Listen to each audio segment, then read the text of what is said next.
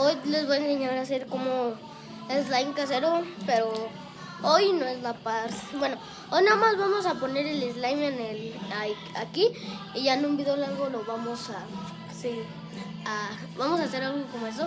Nada más van a necesitar nada más esto. A ver, ¿cómo se llama? Son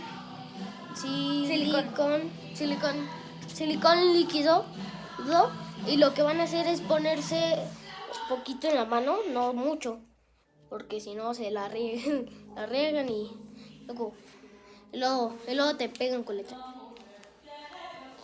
¡Oh! Ahí se ve. ¡Hala! Ahí está. No, es mucho. Ahí déjalo. Ok, ya que se lo echaron, van a esperar hasta que se seque, pero se lo van a esparcir, porque nada más van a tener 2 dedos, así que miren, lo cierran y ya les... ¡Ah! ¡Mi pelo!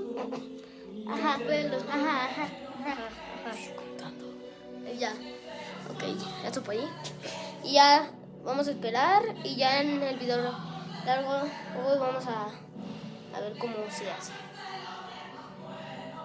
Ok, vamos a esperar y ya en otro chor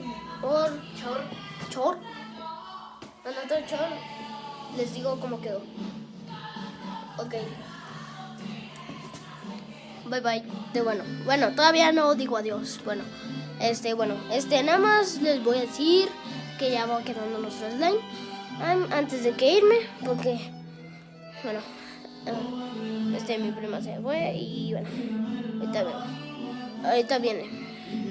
Pero miren cómo está quedando. O sea, todavía es una pequeña bolita, pero ya, o sea, creo que se los voy a mostrar más al...